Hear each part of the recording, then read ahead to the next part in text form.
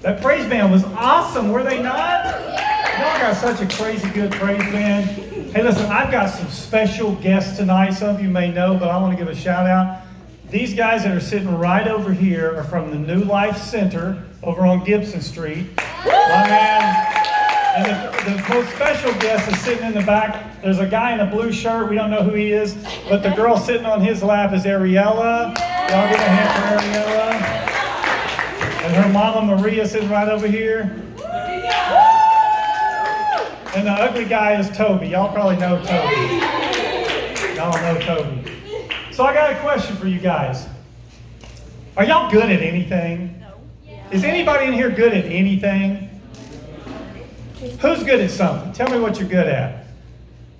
But I knew Blake would come. My man Blake. What you good at, Blake? Huh? What is it? Call of Duty. Call of Duty. Okay. How good are you? Can you beat anybody in this room at Call of Duty? Not everybody? Who can beat you in Call of Duty? Rylan, you can beat him? I can beat just about anyone. So Rylan's really, why are you good at Call of Duty? Because I play it all the time. You play all the time. Why do you play? It's fun. That's the reason, that's your why to play, right? That night to talk to my friends. Okay, so you're doing the thing where you're talking to people. Who else is good at something? Yes, sir. What are you good at? Baseball. Can anybody play baseball in here? Anybody else good at baseball? You're not good, but you like to play? Yeah. Why do you like to play? Because it reminds me of my family and all the times I loved playing with them when I was little. That is a great, did y'all hear that? She likes to play baseball because it reminds her of her family and all the time she was little. That is an unbelievable purpose for playing baseball. Are there things that you do that remind you of something that you're trying to remember those times? That's a great example. Who else is good? So you know what I'm good at? I'm good at running. I could beat every single person in this room. Right now, we go outside on the street, I will outrun everybody in this building. If we run 30 miles. 30 miles. I will run 30 miles faster than anybody in this building. Blake, seriously? I mean, he does Blake. have a good point. So Blake. it's gotta be good, Dad. Blake couldn't beat me if I had two broke legs. Be an unfair race. But you know why I can run so? Because I love to run. When it's raining, I love to run so much. I want to just skip this thing and go run because I love to run in the rain. But there are things that we do that we love to do. Now here's what I want to talk to you about tonight. I'm going to tell you a secret that I have. And I wonder if anybody else in the room is in the same predicament I am. You know what my secret is? My prayer life stinks. It's terrible. I have a terrible prayer life. Does anybody else in this room have a terrible prayer life? Raise them high. Thank you for being honest. Thank you for being honest because some of y'all are lying with your hands down. Y'all should be putting your hands up saying, forgive me. Am I right? Listen, sometimes I think my prayer life stinks. And I was really convicted about a month ago when I started thinking my prayer life is really not good. And then I started wondering, why is it not good? Because I could wonder, why am I not good at Call of Duty? Because I've played Call of Duty twice, and there's way too many buttons and flippers on that thing. There are? Yes, I need Pac-Man, one knob. That's all I can do right there. I can't have multiple things, right? Oh, Galaga, bring it on. I can do the Galaga. It's the one thing. Yes, sir. What do you got to do? The bing, bing, bing, bing, bing, bing, bing, bing, as fast as you can. I can do that. But I'm not good at it because I don't do it, right? I'm not good at Call of Duty. I used to play baseball, but I hadn't played in years. I mean, I'm way better at soccer than Toby, so we don't have to worry about that. I mean, that's even not an issue. But so here's the thing. I started thinking, why am I not good at prayer? I must be doing something wrong if I'm not good at it, right? Because if you're really going to be good at something, you got to have a reason to do it. You got to have a purpose. I saw this awesome video this past week. Y'all know who Deion Sanders is? Anybody who does not know who Deion Sanders is? You don't know who Deion Sanders is? Oh my gosh, she's got the #1 hit on the top 100 right now. Yeah, it's a girl. It's called "It's Prime Time." That's the name of the song. Yeah. That definitely proves I don't know who he is. I thought it was a guy. Oh, you thought it was a I guy? thought it was a guy. It is a guy. Oh. It's a guy. Yeah. Oh, okay. Good Yeah. to His nickname's Prime Time. Oh, what? Because when he shows up, it's always prime time, and he's ready to play. What's prime time? You don't know what prime time is? Prime time is between 7 p.m. and 10 p.m. when all the good shows come on. Okay. So it's like the part of the game when it really matters. You show up. That's prime time, right at the very end. So here's what Prime said. He said, "You guys who are your age right now, when you go to practice, like a football practice, or Jackson Whitaker, when you go to football practice, you know why you don't practice good? Because you have no purpose. There's no purpose." Jackson told me the other day, I may be lying, but Jackson told me the other day, he goes, "I'm just trying to get through practice. I hate practice. I'm just trying to get that clock run out." That may not be the truth, but I think that's what he said. But some people are just like, "I just want to get it over with," right? So Deion said he practiced to be the best there ever was. He had a reason and a purpose to practice. Now let me ask you another question. How many people pray just because you're supposed to? How many people pray just to check the box? Do you have an app that says you need to pray today and you tap the little box?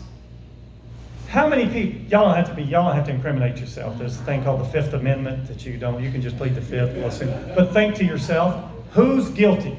Like, how many people in this room, the last time they prayed was when somebody said, "Would you pray for us tonight?" How many people are that? How many people the last time you prayed was good bread, good ghost, whoever grabs gets the most? Is that right? So here's my question. Why do you pray? What's the purpose? Right? If you told me you love to play baseball, and I thought, why does she want to play baseball? And she said, because it reminds me of our family. Oh my gosh, what an incredible purpose. I love that. She has a real purpose to do it. Right? But somebody else might say, I hate baseball. It's sweaty outside and there's mosquitoes. I'm not going to do that. Do you have a purpose? Right? Because here's the thing. You're not going to pray if you don't have a purpose that matters to you. If your purpose is to impress Daniel, then you're going to come here. Who's going to pray for me? I'll pray, Daniel. Check mark. You impress Daniel. What's your reason to pray? Here's the thing. I think we stink at praying because we don't have a reason. We don't have a purpose. We don't understand what our purpose is. If y'all have a Bible, open up to Matthew chapter 7, verse 7. Matthew 7:7. It starts out and says, ask. Now sometimes that's where I stop. Sometimes I stop right there. I would say 90% of my prayer life, I stop right there. As I'm good with Matthew 7:7a, period. Ask. Because I'm pretty good at asking. Right? If it's time to pray, if my app dings on my phone and it says it's time to pray for Anna Catherine because she needs all the prayer she can get, I can ask. Right? And I can pray. But I stop at ask. But the problem is, you know what? The verse keeps going. Let's see what else it says. Ask and you shall receive. Seek and you shall find. Knock and the door will be open to you. How do you get through the door? Do you ask? Do you seek? You could ask where the door is and you could try to find the door, but how do you get through the door? You knock. What does that require? ATP in your muscles to make it move and knock on the door. Action, right? It requires action. Now here's the thing. I can tell you all day long, you need to pray. I can tell you that. But here's what I want you to know now. Here's the thing I want you to leave here tonight with. I don't want you to know you need to pray. Because you know you need to pray. You've been told that ever since you've been coming here. ever since you've been little. You know you need to pray. That doesn't mean you're going to pray. Right? Do you think that somebody who smokes meth thinks they need to stop? Do you think anybody that smokes meth ever looks in the mirror and thinks, "Ooh, I love the way I look on meth. I'm just going to keep going"? No. They know they should stop. They know it. But they don't. Because they're addicted. Right? It's a habit. But here's the thing. I don't want you to know you need to pray. I want you to know what your purpose is for praying. Because when that happens, prayer becomes a lifestyle and not something you just do. Right? Instead of just asking, you learn you also have to seek and you also have to knock, because prayer has become a lifestyle. So let's keep going. Here's our problem. Actually, check that. I'm not going to throw y'all, lump y'all in with me, because maybe y'all are not in my boat. My problem is I have a lack of purpose when it comes to prayer. I don't know my purpose. I don't know why I pray. I know I'm supposed to. Been told that since I was little. I know sometimes people ask me to pray. When I go to a meeting, "Can you pray for us?" Okay, yeah, I can pray. What's my purpose? Because I'm not going to do it if I don't have a purpose. Right? I run every day because I have a purpose. I want to go out and I want to live every day better. I want to be stronger. I want to be faster. I want to feel better. Right? I don't practice soccer every day because I can never be as good as Toby. And I've just given up on that. I don't have a purpose for that. But do I have a purpose for praying? That's the thing. You know what I think? And I don't want to offend anybody about this, but I think we're ignorant. Ignorant. Do y'all know what ignorant is? Somebody give a definition of ignorant. Dumb? Okay. Ariel said, "Preach."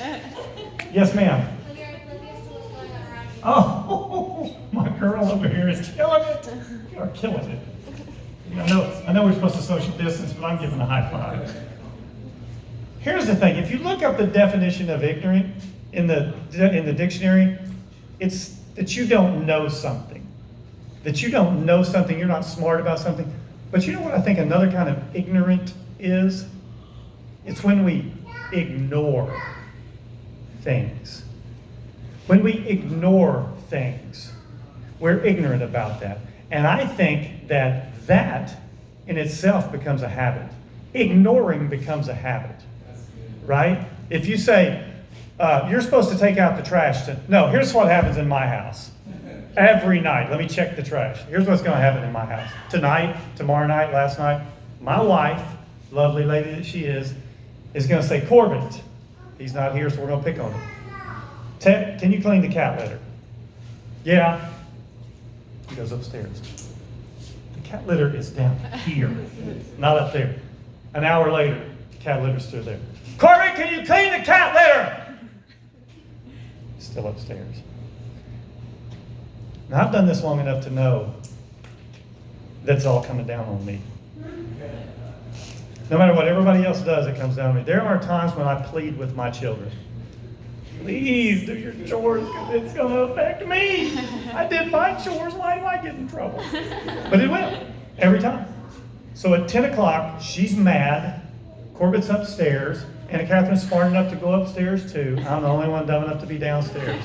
And she gripes at me because the kids wouldn't clean out the cat litter. Because somehow the cat was my idea, which it wasn't. But I'm the one who gets in trouble. Because they ignore what they have to do, and it's become a habit. They just keep doing it, keep doing it. Instead of making a habit of cleaning the cat litter, they make it a habit of ignoring it. And that's what I do with prayer. Every morning I want to wake up and pray. I want to start my day with prayer. But I wake up and I'm on Instagram. Because I'm like, I got to get my Moyo post on. You know what I'm saying? I got to get that on. I got to get the TikTok going. I'm huge on TikTok. Right? See, Cameron, he's a TikToker. But I ignore it because I'll pray in a little bit. You know what I'm doing? I'm going to do my Instagram post first, and then I'm going to go down to the hot tub and I'll pray in the hot tub. So I go down to the hot tub and I meditate in the hot tub with my eyes closed. And so it's a habit, the things I do, but prayer is never in the habit. So my prayer life stinks because I ignore that habit. and do these other habits, right? So, we don't know the purpose of a prayer life, and I'm going to give you evidence to that. Look at the book of James, chapter 4. I'm going to give you evidence why we don't understand the purpose of our prayer life, okay? Chapter 4, verse 2. Now, verse 1 and the first part of verse 2 talks about how we're always quarreling and we're fighting with each other and we have all these troubles. And here's what it says. Ready? Chapter 4, verse 2. It says, you don't have because you don't ask. Matthew 7 said ask, but it says you guys don't ask, right? You don't have what you need. You don't have what you want. You don't have what God has provided for you because you don't ask. You ignore the need because we don't understand the purpose. If you knew there was a purpose behind prayer, if you knew the purpose that you had for prayer, you wouldn't ignore it. You wouldn't not ask, right? So we ignore it because we don't know the purpose. Because if you knew the purpose, you'd ask. Or you would do, right? Reed, you know you're going to get up here every Wednesday night and play that guitar. Do you practice at home? Because you got a purpose. Because you know you need to. Because if you don't, you're going to get up here and mess up. And you want to. You're passionate about it. But where's that in our prayer life? What can you complain to God and say, God didn't answer all my prayers when you didn't ask? You don't have because you don't ask. Because we're ignorant about it. We don't have a purpose. Now it goes on in verse 3 and says, here's the other thing. Maybe sometimes you ask, but you ask with the wrong motives. What's it about? Why are you asking? What's your purpose? Don't raise your hands, but how many people in here, on the first thought that comes out of your mind, think the purpose of your prayer life is to ask God for things for you? That's like sometimes the first thing that comes to my mind. What do I need? Right? Now, here's the thing that's interesting. Y'all know what the Lord's Prayer is, don't you? The Lord's Prayer, the disciples said, Jesus, teach us how to pray. We don't know how to pray. Teach us how to pray. Right? Give us a purpose here. So he gave them the Lord's Prayer. You know what the Lord's Prayer is? It's a map. It's not the prayer we're supposed to pray every day. We're not meant every day to say, you know, Our Father who art in heaven, hallowed be thy name. Thy kingdom come, thy will be done. That's not the purpose. It's a map. It's an example of the way you pray to show you the grid, right? So if I gave anybody in this room, if I gave you a map of London, except Toby, he doesn't need a map in London. If I give anybody else a map of London, and I put you in one spot, Windsor Palace, and told you to get to Wembley Stadium, you could look at that map and figure out how to get there, right? But would you know what's around each corner? If I gave you a map to Muskogee and told you, here you are here, I want you to go to the fairgrounds. You could see a way to get to the fairgrounds, but you wouldn't know there was a come and go that's now no longer there and empty on the corner of Main and Cherokee.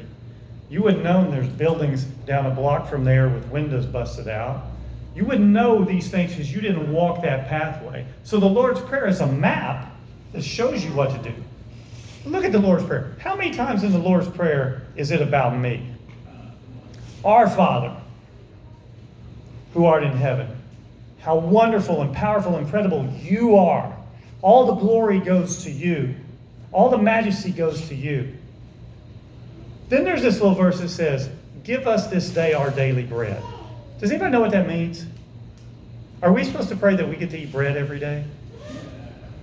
What does that mean to you guys? What does it mean, Reed? Just that we'll provide for us this week. Okay. Do you think it means like, give me whatever I want? The needs. What he sees as the need, right? So when it says bread in that passage, it basically means God's divine provision of what I need. You know what I need. This isn't about me. You know what I need. Give me what you know that I need for my divine provision. And then it keeps going, right? Forgive us our debts because we need forgiving. And we'll forgive those who sin against us. Don't let us go into temptation. The Lord's Prayer is all about God and his relation to us and not about what we want, right? So what's our purpose? I still struggle with that. What is my purpose? I don't understand the purpose. What's my purpose when it comes to prayer? let's put a tack in there for a minute and think, maybe a different way to look around it is, what's God's purpose in prayer? Did you ever think about that?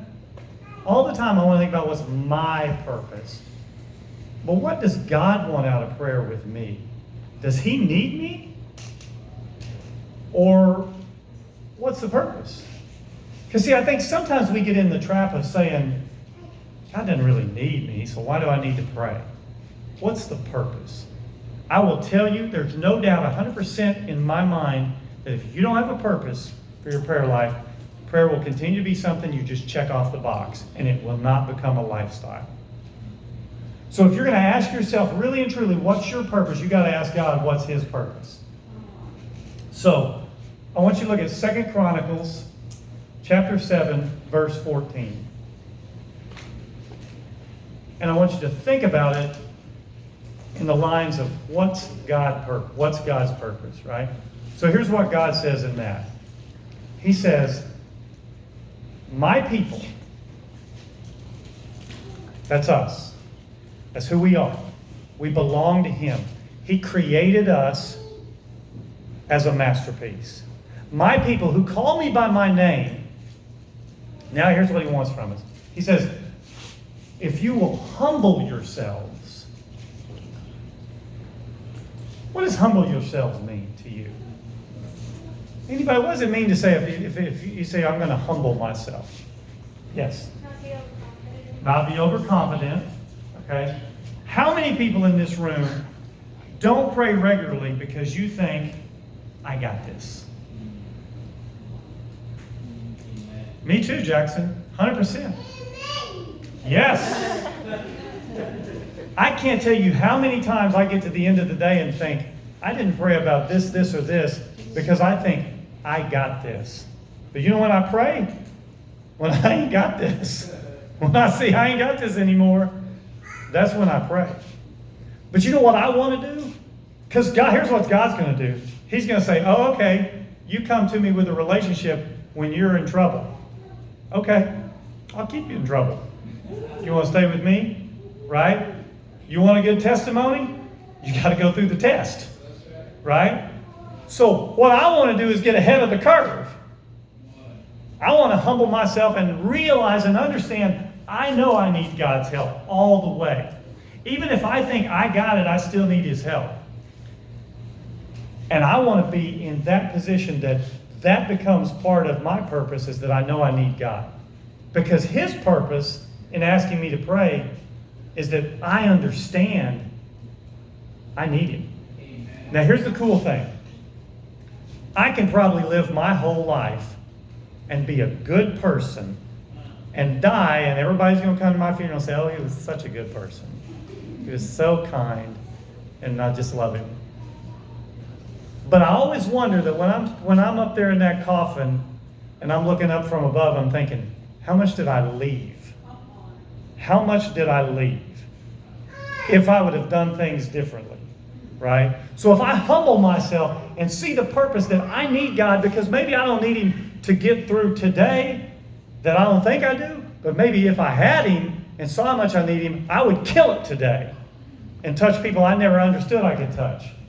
If my people will humble themselves, realizing our dependence on him, if we will pray and seek, that's the same thing as ask, you will receive, seek, and you will find.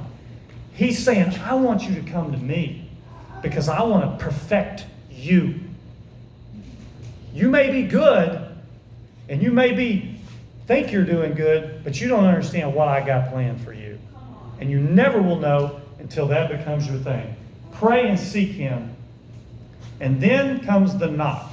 You know what the knock is, what the action is? Turn from their wicked ways. Amen. Right? That's the knock. That's when you live out Matthew 7:7. When you ask, when you seek, but then when you also do the action. So God's purpose is, I want you to know that you need me, that you can do great things with me. And I want you to come to me and ask me. I want you to seek me out. And I want you to do the actions showing that, right? And then I'm going to just empty this bounty upon you and see how great you become. I think that's God's purpose. Here's the thing. I believe, I know, because it tells me in Scripture I'm a masterpiece. And everybody in this room is a masterpiece that God created. But you're unfinished. There's a work of art there was a painter, an Italian painter, his name was Pompeo Bottoni. And he was a very famous Italian painter in the 17th century. He painted multiple paintings of other people that are famous, that are in art galleries everywhere. But there's one painting that's in an art gallery in Italy. Did y'all ever see the movie, what's the one with Tom Hanks where he's trying to find Da Vinci Code. Did y'all see that where they're in that long corridor, running down that corridor in Italy that's on the second floor? There's paintings in that corridor. There's one painting in that corridor. It's